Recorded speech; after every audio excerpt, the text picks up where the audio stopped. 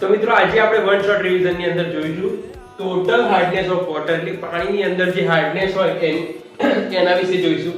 તો મુખ્યત્વે મિત્રો હાર્ડનેસ માટે કેલ્શિયમ, મેગ્નેશિયમ વધારે જવાબદાર હોય છે. અને ત્રીજો એક છે એ ખૂબ જ ઓછો, તો કે કયો? તો ક્લોરીન. તો ભાઈ ક્લોરીન છે એ ખૂબ જ ઓછો જવાબદાર હોય.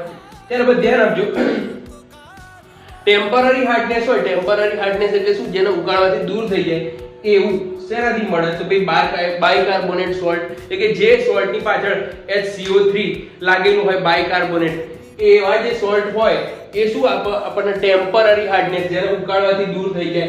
ત્યારબાદ પરમેનન્ટ હાર્ડનેસ, બરોબર. તો ભાઈ પરમેનન્ટ હાર્ડનેસ ની અંદર જે સલ્ફેટ અને ક્લોરાઇડ સોલ્ટ હોય, બરોબર, એ શું આપણને પરમેનન્ટ હાર્ડનેસ આપે છે, બરોબર. તો જો કેવા MgSO4, CaSO4, MgCl2 અને CaCl2. નેક્સ્ટ, એ શેનાથી દૂર થાય? તો કે સાહેબ એના માટે કેમિકલ સોફ્ટનિંગ કરવું પડે. કેમિકલ સોફ્ટનિંગ એટલે તમે જો એક સિલિકા વાળું એક જગ બનાવેલું હોય, એની અંદર સોડિયમ સોલ્ટ વાળું સિલિકા હોય, બરોબર, એની અંદર તમે નાખો એટલે એની અંદર શું થઈ જાય? સોડિયમ સોલ્ટ નીકળી જાય અને એની અંદર ટ્રેપ થઈ જાય કેલ્શિયમ અને મેગ્નેશિયમ સોલ્ટ, એટલે શું થઈ જાય? એ સોફ્ટ બની જાય વોટર. નેક્સ્ટ તમે જુઓ મિત્રો,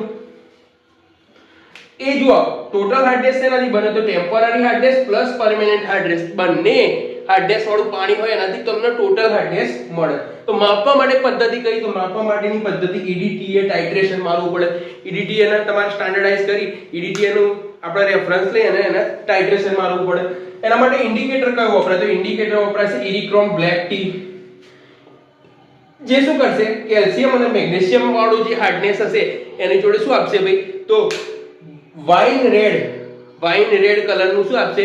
ઇન્ડિકેટ કરશે તમને એનું ઇન્ડિકેટર, બરોબર, ઇરિક્રોમ બ્લેક ટી, બરોબર. ત્યારબાદ સ્વીકૃત મર્યાદા જોઈ લો. તો માછલીના જે પાણી હોય, માછલી જે પાણીમાં રહેતી હોય એક્વેટિક લાઈફ માટે, તો 50 થી 150 mg પર લિટર CaCO3 વાળું જે પાણી હોય એ સારું હોય. આ mg પર લિટર CaCO3 અથવા ppm, આ mg પર લિટર અને ppm બે સરખું જ કહેવાય મિત્રો, બરોબર. તો જે આ mg પર લિટર તમારું CaCO3 એનો યુનિટ છે.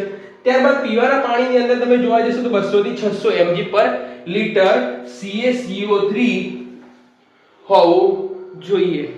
ધન્યવાદ.